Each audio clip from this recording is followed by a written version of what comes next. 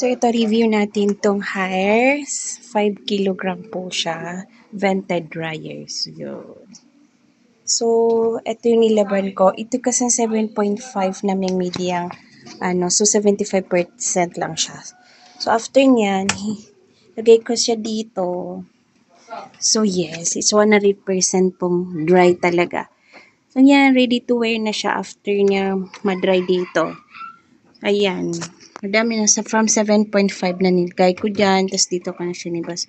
So, yes, 100% dry po. So, gaano katagal tong tinry ko? 1 hour in 15 minutes lang siya.